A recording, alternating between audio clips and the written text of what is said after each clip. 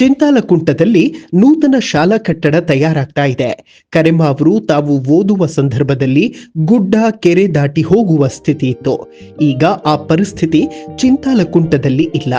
ಇದಕ್ಕೆ ಕಾರಣ ಕರೆಮ್ಮಾಜಿ ನಾಯಕ್ ಅವರ ಶಿಕ್ಷಣ ಕ್ರಾಂತಿ.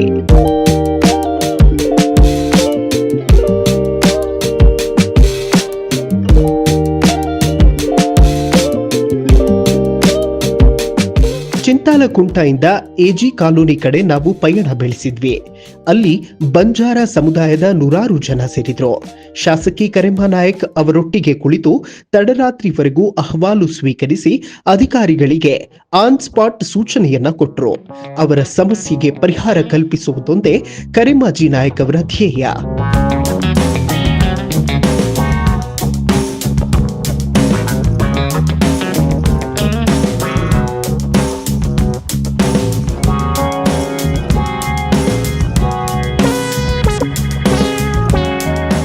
ಸಮಾಜದ ಕಟ್ಟಕಡೆಯ ವ್ಯಕ್ತಿಗೂ ತಾನು ತಲುಪಬೇಕು ಮತ್ತು ತನ್ನ ಕ್ಷೇತ್ರದ ಒಬ್ಬನೇ ಒಬ್ಬ ಶ್ರೀಸಾಮಾನ್ಯ ನೊಂದು ಬೆಂದು ಬದುಕು ಸಾಗಿಸಬಾರದು. ಅವರ ಬದುಕು ಹಸನಾಗಿರಬೇಕು ಅನ್ನೋ ನಿಟ್ಟಿನಲ್ಲಿ ಹಗಲು ರಾತ್ರಿ ಎನ್ನದೇ ಶ್ರಮ ವಹಿಸಿ ಶಾಸಕಿ ಕೆಲಸ ಮಾಡ್ತಾ ಇದ್ದಾರೆ. ಒಂದೇ ದಿನದಲ್ಲಿ ಇಷ್ಟೆಲ್ಲ ಕುಂದು ಕೊರತೆಗಳನ್ನ ಆಲಿಸಿ ಅವುಗಳಿಗೆ ಪರಿಹಾರ ಕಲ್ಪಿಸುತ್ತಿರುವ ಕರೆಮ್ಮ ನಾಯಕ್ ಕ್ಷೇತ್ರದಲ್ಲಿ ನಿತ್ಯ ನಿರಂತರ ತಮ್ಮ ಕಾಯಕ ಮುಂದುವರೆಸಿದ್ದಾರೆ. ಸಾಕಷ್ಟು ಜನರಿಗೆ ಪ್ರಶ್ನೆ ಇರುತ್ತೆ, ದೇವದುರ್ಗದ ಶಾಸಕರು 2.5 ವರ್ಷದಲ್ಲಿ ಏನ್ ಮಾಡಿದ್ರು ಅಂತ. ಸೊ 2.5 ವರ್ಷದ ಲೆಕ್ಕವನ್ನ ಕೊಡುವಂತಹ ಸಮಯ ಶಾಸಕಿ ಕರೆಮ್ಮ ನಾಯಕ್ ನಮ್ಮ ಜೊತೆ ಇದ್ದಾರೆ. ಮೇಡಮ್, ಕಳೆದ 2.5 ವರ್ಷದಲ್ಲಿ JDS ಶಾಸಕರಾಗಿ ಚಾಲೆಂಜಸ್ಗಳು ತುಂಬಾ ಇರುತ್ತೆ. ಆದ್ರೂ ಅನುದಾನ ಎಷ್ಟು ತರೋದಕ್ಕೆ ಸಾಧ್ಯ ಆಯ್ತು ಕ್ಷೇತ್ರಕ್ಕೆ, ಮತ್ತು ಇನ್ಡೆಪ್ತ್ ಆಗಿ ಜನಕ್ಕೆ ಹೇಳೋದಾದ್ರೆ ಏನೆಲ್ಲ ಮಾಡೋದಕ್ಕೆ ಸಾಧ್ಯ ಆಯ್ತು ಈ 2.5 ವರ್ಷದಲ್ಲಿ ಅಂತ? ಸರಿ, 2.5 ವರ್ಷದಲ್ಲಿ ಸುಮಾರು 200 ಕೋಟಿವರೆಗೆ ಅನುದಾನ ನಾವು ತರಕ್ ಸಾಧ್ಯ ಆಗಿದೆ. ಅದು ನಮಗ್ ಸಂಬಂಧಪಟ್ಟದ್ದು, ಅದು ಕಲ್ಯಾಣ ಕರ್ನಾಟಕ ಅನುದಾನ.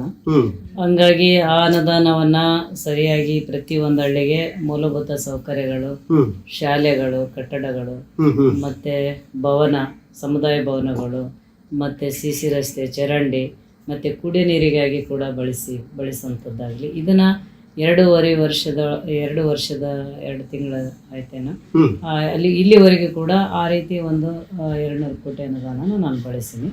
ಅದಲ್ಲದೆ ಕೆಲವೊಂದು ಇಲಾಖೆವಾರ ಅನುದಾನ ಕೂಡ ನಮ್ಮ ಬಂದದ.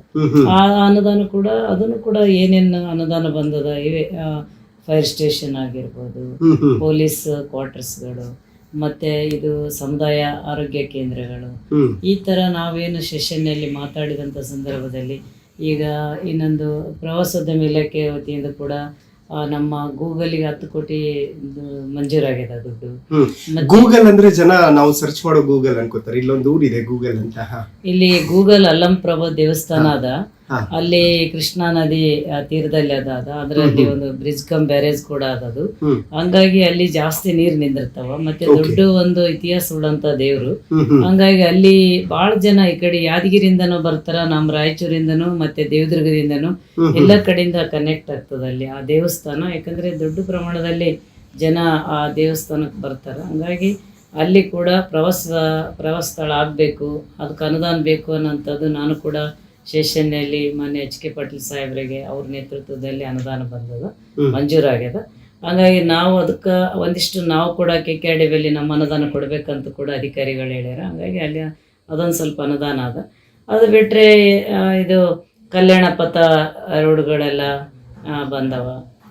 ಈ ತರ ಸಾಕಷ್ಟು ನಮ್ಮ ಹಿಂದುಳಿದ ತಾಲೂಕು ಇರೋದ್ರಿಂದ ಈಗೇನು ಈ ಅನುದಾನವನ್ನು ಸರಿಯಾಗಿ ನಾವು ಬಳಸ್ತಾ ಇದ್ದೀವಿ. ಓಕೆ, ಅತಿಥಿ ಶಿಕ್ಷಕರ ಬಗ್ಗೆ ತುಂಬಾ ಜನ ಚರ್ಚೆ ಮಾಡ್ತಾ ಇರ್ತಾರೆ. ಸೊ ಆ ವಿಚಾರದಲ್ಲಿ ಹೇಳೋದಾದ್ರೆ, ಕೆಲವೊಂದು ಕಡೆಗಳಲ್ಲಿ ಶಿಕ್ಷಕರೇ ಇಲ್ಲ, ಏನು ಇಲ್ಲದ್ದು something is better than nothing ಅನ್ನುವಂತಹ ರೀತಿಯಲ್ಲಿ ಕೆಲಸ ಆಗ್ತಿದೆ ಅನ್ನುವಂಥದ್ದು ತುಂಬಾ ಜನಕ್ಕೆ ಅದು ಕನ್ವೆ ಆಗಿಲ್ಲ.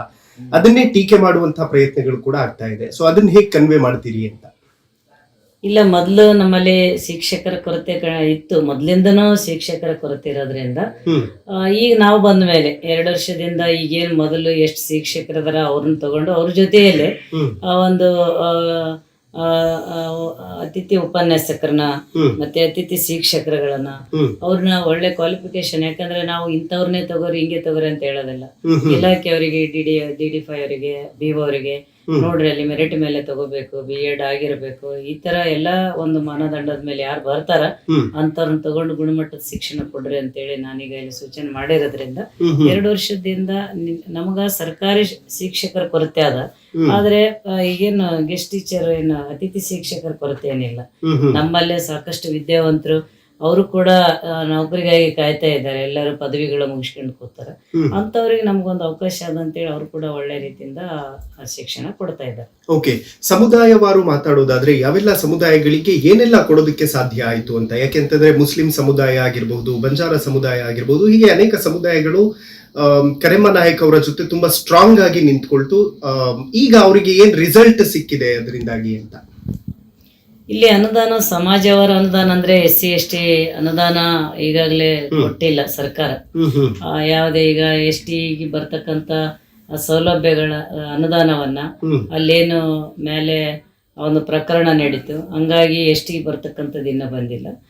ಈಗೇನು SC ಎಲ್ಲ ನಿಗಮಗಳಾಗ್ಯಾವ, ಈಗ ಸಮಾಜವಾರ ನಿಗಮಗಳಾಗ್ಯಾವ. ಅವರಿಗೆ ಬೋರ್ವೆಲ್, ನೇರ ಸಾಲ, ಮತ್ತೆ ಈ ಕಡೆ ಕೆಲವೊಂದು ಅವ್ರಿಗೇನು ಸ್ವಾವಲಂಬಿ ಸಾರಥಿ, ಈ ತರ ಅವ್ರಿಗೆ ಬರ್ತಕ್ಕಂತ ಒಂದು ಸೌಲಭ್ಯಗಳೇನಿದ್ವು ಅವು ಮೊದ್ಲಿನಕ್ಕಿಂತ ಈಗ ಅತಿ ಕಡಿಮೆ ಆಗ್ಯಾವ. ಇವಾಗ ಈಗ ನೋಡ್ರಿ 200-300 ಅರ್ಜಿ ಬಂದಿರ್ತಾವ, 1000 ಅರ್ಜಿ ಬಂದಿರ್ತಾವ. ನಮಗ್ ಬಂದಿರೋದು 2-3 ಟಾರ್ಗೆಟ್ 2-3 ಕೊಟ್ಟಿರ್ತಾರೆ. ಗಾಡಿಗಳಾಗ್ಲಿ, ಗಂಗಾ ಕಲ್ಯಾಣ ಆಗ್ಲಿ, ಈ ತರ ಅದನ್ನ ನಾವು ಆಯ್ಕೆ ಮಾಡೋದು ಬಹಳ ಕಷ್ಟ ಆಗ್ತದ. ಆದ್ರೆ ನಾವೇನ್ ಮಾಡಿವಿ ಅಂದ್ರೆ KKRD ಅನುದಾನದಲ್ಲಿ ಏನು SC/ST ಕಾಲೋನಿಗಳ ಅಭಿವೃದ್ಧಿಯನ್ನು ಮಾಡಂತದಿತ್ತು. ಅದು ಕೂಡ ನಾನೀಗ ಬಂಜಾರ, ಅತಿ ಹೆಚ್ಚು ಬಂಜಾರ ಗೋಟುಗಳಿಗೆ ಏನು ಕೆಲಸಗಳಾಗಿರ್ಲಿಲ್ಲ, ಅಲ್ಲೆಲ್ಲ ರಸ್ತೆಗಳು ಅದೆಲ್ಲ ತಗೊಂಡಿವಿ. ಮತ್ತೆ SC ಕಾಲೋನಿಗಳಿಗೆ ಕೂಡ ರಸ್ತೆಗಳು ತಗೊಂಡಿವಿ. ಮೈನಾರಿಟಿ ಅನುದಾನ ಕೂಡ ಕಡಿಮೆ ನಮಗ್ ಬಂದಿಲ್ಲ. ಯಾಕಂದ್ರೆ ನಾವು ಜಮೀರ್ ಅಹಮದ್ ಸಾಹೇಬ್ರಿಗೆ ಹೋಗಿ ಭೇಟಿಯಾಗಿದ್ವಿ. ಯಾಕಂದ್ರೆ ನಮ್ಮಲ್ಲಿ 30,000 ಮುಸಲ್ಮಾನ್ ಇರೋದ್ರಿಂದ ಅವ್ರಿಗೆ ಒಂದಿಷ್ಟು ಅನುದಾನ ಕೊಡ್ರಿ ಅಂತೇಳಿ ಕೂಡ ನಾನು ಕೇಳಿದ್ದೆ. ಆದ್ರೆ ಒಂದು 3 ಕೋಟಿ ಅನುದಾನ ನಮಗ್ ಸಿಗ್ತದ. ಆ 3 ಕೋಟಿ ಅನುದಾನದಲ್ಲಿ ಮತ್ತೆ ಕೆಲವೊಂದು ಹೆಚ್ಚುವರಿ ಅನುದಾನ ತಗೊಂಡ್ ಬಂದಂತ ಯಾರಾದ್ರೂ ತರ್ತಿರ್ತಾರ. ಹಂಗಾಗಿ ನಮ್ಮಲ್ಲಿ ಮೈನಾರಿಟಿಗೆ ಕೂಡ ನಾವು ಜಾಸ್ತಿ ಒತ್ತು ಕೊಟ್ಟಿವಿ. ಯಾಕಂದ್ರೆ 4 ಮೌಲಾನಾಜ ಸ್ಕೂಲ್ಗಳನ್ನ ನಾವು ನಿರ್ಮಾಣ ಮಾಡಿ, ಯಾಕಂದ್ರೆ ಗಬ್ಬೂರು, ಅರಿಕೇರ, ಜಾಲಹಳ್ಳಿ, ಈ ತರ ದೇವದುರ್ಗ, ಇಷ್ಟು ಮೌಲಾನಾಜ ಸ್ಕೂಲ್ಗಳಂದ್ರೆ ಸುಮಾರು 5 ಕೋಟಿ ರೂಪಾಯಿ 5 ಕೋಟಿ ದುಡ್ಡು ಇರ್ತದೆ. ಅದಕ್ಕೆ ಅವು ಕೂಡ ಆಗ್ತದ. ಮತ್ತೆ ಮೈನಾರಿಟಿ ಮೊರಾರ್ಜಿ ಒಂದು ಸೆಲೆಕ್ಷನ್ ನಮ್ಮಲ್ಲಿ ಕೂಡ ಶಾಂಕ್ಷನ್ ಆಗಿದೆ. ಅದಾಯ್ತಂದ್ರೆ ಇಲ್ಲಿ ಅಲ್ಪಸಂಖ್ಯಾತರ ಮಕ್ಕಳಿಗೆ ಬೇರೆ ಕಡೆ ಹೋಗೋ ಅವಶ್ಯಕತೆ ಇರೋದಿಲ್ಲ. ಅದು ಕೂಡ ನಾವು ಮಾತಾಡಿ ಮಂಜೂರು ಮಾಡ್ಕೊಂಡಿದ್ದಾಗ ಈ ತರ ಎಲ್ಲಾ ಸಮುದಾಯ ಕೂಡ ನಾವು ಗೆದ್ದ ಮೇಲೆ ನನಗೇನಾಗ್ತದ, ನಮ್ಗೇನ್ ಅನುದಾನ ಬರ್ತದ, ಅವರಿಗೆ ತೃಪ್ತಿಕರ ಆದ ಇಲ್ಲ ಗೊತ್ತಿಲ್ಲ. ಆದ್ರೆ ಎಲ್ಲರೂ ಏನ್ ಬೇಡಿಕೆಗೆ ಅನುಗುಣವಾಗಿ ನಾನು ಕೊಟ್ಟೇನೆ ಅನುದಾನ. ಓಕೆ, ಶಿಕ್ಷಣ ಮತ್ತು ಆರೋಗ್ಯ ಹಾಗೂ ಮಹಿಳಾ ಸಬಲೀಕರಣ, ಈ 3 ವಿಚಾರದಲ್ಲಿ ಮಾತಾಡೋದಾದ್ರೆ ಈ ಪರ್ಟಿಕ್ಯುಲರ್ ವಿಚಾರಗಳಲ್ಲಿ ಹೇಗೆ ಅನುಕೂಲ ಆಗ್ತಿದೆ ಅವರಿಗೆ ಅಂತ? ಶಿಕ್ಷಣಕ್ಕ ಅಂತಂದ್ರೆ ಈಗ ಕೆಲವೊಂದು ಬೇಡಿಕೆಗಳದಾವ. ಇನ್ನೂ ಕೂಡ ಹಾಸ್ಟೆಲ್ಗಳಾಗಬೇಕು. ಜಾಲಹಳ್ಳಿಗೆ ಹಾಸ್ಟೆಲ್ಗಳ ಬೇಡಿಕೆ ಅದ, ಕ್ಯಾದಿಕೇರ, ಮತ್ತೆ ಇನ್ನಿತರ ಒಂದು ಹಾಸ್ಟೆಲ್ಗಳು ನಮ್ಮ ದೇವದುರ್ಗ, ಈ ತರ ಹಾಸ್ಟೆಲ್ಗಳ ವ್ಯವಸ್ಥೆ ಆಗ್ಬೇಕು. ಆದ್ರೆ ನಮಗ್ ಬಂದ ಅನುದಾನವನ್ನಷ್ಟೇ ನಾವು ಖರ್ಚು ಮಾಡ್ತಾ ಇದೀವಿ. ಆದ್ರೆ ಇನ್ನ ನಾವು ನಮ್ಮಲ್ಲಿ ಒಂದು ಕೇಂದ್ರೀಯ ವಿದ್ಯಾಲಯ ಆಗ್ಬೇಕನ್ನಂಥದ್ದು ಬೇಡಿಕೆ ಅದ ನಮ್ಗೆ. ಅದು ಕೂಡ ಆಗ್ಬೇಕು, ಅದು ಪ್ರಯತ್ನ ಮಾಡಿ. ಯಾಕಂದ್ರೆ ಮೊನ್ನೆ ಸನ್ಮಾನ್ಯ ಕುಮಾರಣ್ಣವ್ರಿಗೆ ಹೋಗಿ ಭೇಟಿಯಾಗಿ ಅದು ಕೂಡ ಮಂಜೂರು ಮಾಡಿ ಕೊಡ್ಬೇಕಂತೇಳಿ ನಾನು ಕೇಳೀನಿ. ಮತ್ತೆ B.Ed ಕಾಲೇಜ್ ಆಗ್ಬೇಕು ನಮ್ಮಲ್ಲಿ. B.Ed ಓದಕ್ಕ ಮಕ್ಕಳಿಗೆ B.Ed ಕಾಲೇಜ್ ಆಗ್ಬೇಕು ಅನ್ನೋಂಥದ್ದು ಒಂದು ಕನಸದ. ಅದು ಕೂಡ ನಾನು ಎಷ್ಟೊತ್ತಿದ್ರೆ ಮಾಡ್ತೀನಿ ಅನ್ನೋಂಥ ಒಂದು ಭರವಸೆ ಕೂಡ ನನಗದ. ಸರ್ಕಾರದ ಮಟ್ಟದಲ್ಲಿ ಅದನ್ನು ಪ್ರಸ್ತಾಪ ಮಾಡ್ತೀನಿ. ಮತ್ತು ಇದೇ ರೀತಿ ಈಗ ಮಹಿಳೆಯರಿಗೆ ಸಂಬಂಧಪಟ್ಟದ್ದು ನಾವು ಮಾತಾಡಬೇಕಾದ್ರೆ ಈಗಾಗಲೇ ಗ್ಯಾರಂಟಿಗಳು ಮಹಿಳೆಯರಿಗೆ ಅವ್ರಿಗೊಂದು ಸ್ವಲ್ಪ ಏನೋ ಸಮಾಧಾನ ತಂದಿರ್ತದ. ಆದ್ರೆ ನಮಗ ಅದರಿಂದ ಆ ಗ್ಯಾರಂಟಿಗಳ ಜೊತೆ ಬೇರೆ ಬೇರೆ ಅನುದಾನವನ್ನು ಕೂಡ ಕೊಟ್ಟಿದ್ರೆ ಇನ್ನೂ ಕೂಡ ನಾವು ಮಹಿಳಾ ಸಬಲೀಕರಣ ಮಾಡಬಹುದಾಗಿತ್ತು. ಹಂಗಾಗಿ ಮಹಿಳೆಯರಿಗೆ ತೃಪ್ತಿಕರವಾದಂತ ಒಂದು ಅನುಕೂಲಗಳಾಗಬೇಕು ಅಂತಂದ್ರೆ ಅದಕ್ಕೆ ನಾನು ಈಗ ಪ್ರತಿ ಊರಿಗೆ ಹೋಗಿ ಮಹಿಳೆಯರನ್ನ ಮಾತಾಡಿಸಿ ಅಲ್ಲಿ ಏನು ಅವಶ್ಯಕತೆ ಅದ ಅನ್ನೋಂಥದ್ದು ನಾವು ಕೇಳ್ತಾ ಇದ್ದೀವಿ. ನಾನು ಮಹಿಳಾ ಸಬಲೀಕರಣಕ್ಕೆ ಒತ್ತು ಕೊಡಬೇಕು ಅನ್ನೋಂಥದ್ದು ನನ್ನ ಆಶೆ. Okay. ಕೈಗಾರಿಕೆಗಳಾಗ್ಬೇಕು. ಹ್ಮ್. ನಮ್ಮ ಮಹಿಳೆಯರು ದುಡಿಯೋ ಕೈಗಳಿಗೆ ಕೆಲಸ ಸಿಗ್ಬೇಕಂತಂದ್ರೆ ಕೈಗಾರಿಕೆಗಳಾಗ್ಬೇಕು. ಅವರಿಗೆ ಗಾರ್ಮೆಂಟ್ಸ್ ಆಗ್ಲಿ ಅವ್ರು ಏನ್ ಬರ್ತದ ಅವ್ರಿಗೆ ಟೈಲರಿಂಗ್ ಮಾಡ್ತಾರಂದ್ರೆ ಅವ್ರಿಗೆ ಒಂದೇ ಕಡೆ ಅವ್ರಿಗೆ ಒಂದಿಷ್ಟು ನಮ್ಮಲ್ಲಿ ಈಗೇನು ಸ್ಕೂಲ್ ಡ್ರೆಸ್ ಹೊರಗಡೆಯಿಂದ ತರ ಬದಲು ನಮ್ಮಲ್ಲೇ ರೆಡಿ ಮಾಡಿ ಕೊಡೋಂಥದ್ದು ಮಾಡಿಸ್ಬೇಕು ಅನ್ನೋಂಥದ್ದು ನನ್ನ ಕನಸಾದ. ಹಂಗಾಗಿ ಮುಂದಿನ ದಿನಗಳಲ್ಲಿ ಅವೆಲ್ಲ ನಾನು ಪ್ರಯತ್ನ ಮಾಡ್ತಾ ಇದ್ದೀನಿ. ಓಕೆ, ತೋಲಿನ ಆರೋಗ್ಯಕ್ಕೆ ಸಂಬಂಧಪಟ್ಟಂಗ ಈಗಾಗಲೇ ನಮ್ಮಲ್ಲಿ ಡಾಕ್ಟರ್ಗಳ ಕೊರತೆ ಅದ.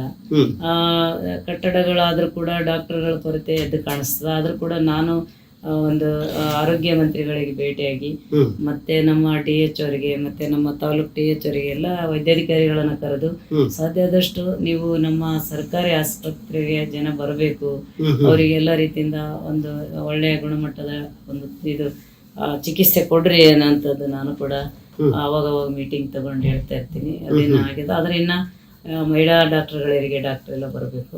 ಅದು ಕೂಡ ನಿನ್ನೆ ನೈಟ್ ನಾನು DH ಅವ್ರಿಗೆ ಮಾತಾಡಿದೆ. ಕೆಲವು ವೈದ್ಯರ ಸಮಸ್ಯೆಗಳನ್ನ ನಿನ್ನೆ ಅವರು ಮನವಿ ಕೊಟ್ಟಿದ್ರು. ಆ ಮನವಿಯನ್ನ ನಾನು ನಮ್ಮಲ್ಲಿ ವೈದ್ಯರು ಅವರು ಒಳ್ಳೆ ರೀತಿಯಿಂದ ಕೆಲಸ ಮಾಡ್ತಾರೆ, ಅವ್ರಿಗೆ ಯಾವ ತೊಂದರೆ ಆಗ್ಬಾರ್ದು ಅನ್ನೋಂಥದ್ದು ಬೇಡಿಕೆ ಕೂಡ ಅವರಿಗೆ ಒಂದು ಮನವರಿಕೆ ಮಾಡಿಕೊಟ್ಟಿನಿ. ಹಂಗಾಗಿ ಮುಂದಿನ ದಿನಗಳಲ್ಲಿ ಡಾಕ್ಟರ್ ಬರಬೇಕು. ಮತ್ತೆ ತಾಯಿ ಮತ್ತು ಮಕ್ಕಳ ಹಾಸ್ಪಿಟಲ್ದು ಬಹಳ ದಿನಗಳಿಂದ ವರ್ಷಗಳಿಂದ ಬೇಡಿಕೆ ನಮ್ಮಲ್ಲಿ ಸಾಕಷ್ಟು ಡೆಲಿವರಿ ಆದ್ರೂ ಕೂಡ ಅದಕ್ಕೆ ಯಾರು ಗಮನ ಹರಿಸಿರ್ಲಿಲ್ಲ. ಹಂಗಾಗಿ ನಾನು ಕೂಡ ತಾಯಿ ಮತ್ತು ಮಕ್ಕಳ ಹಾಸ್ಪಿಟಲ್ದು ಚರ್ಚೆ ಮಾಡಿ ಸದನದಲ್ಲಿ ಮಾತಾಡಿದ ಮೇಲೆ ಮಾನ್ಯ ಸ್ಪೀಕರ್ ಸಾಹೇಬರು ಕೂಡ ನನ್ನ ಸಪರೇಟ್ ಆಗಿ ಕರೆದು ಮತ್ತೆ ನಮ್ಮ ಆರೋಗ್ಯ ಸಚಿವರನ್ನ ಕರೆದು ಮಗ ಮಾಡಿಕೊಡ್ರಿ ಇಷ್ಟೆಲ್ಲ ಕೇಳ್ತದಾರ ಅಂತ ಅವರು ಕೂಡ ರೆಕಮೆಂಡ್ ಮಾಡಿದ್ರೆ ಅದು ಸ್ಯಾಂಕ್ಷನ್ ಆಗ್ಯದ. ಹಂಗಾಗಿ ಅದಕ್ಕೂ ಕೂಡ ಜಾಗ ನಾವು ರೆಡಿ ಮಾಡೀವಿ. ಈಗಿನ್ನೇನು ಅದು ನಾವು ಕಟ್ಟಡ ಸ್ಟಾರ್ಟ್ ಮಾಡೋಂಥದ್ದು ಅದು ಮಾಡ್ತೀವಿ. ಈ ತರ ಆರೋಗ್ಯಕ್ಕೆ ಸಂಬಂಧಪಟ್ಟಂಗ ಎಲ್ಲ ರೀತಿಯಿಂದ ನನಗೆ ಒಳ್ಳೆಯ ಒಂದು ಅಭಿಪ್ರಾಯ.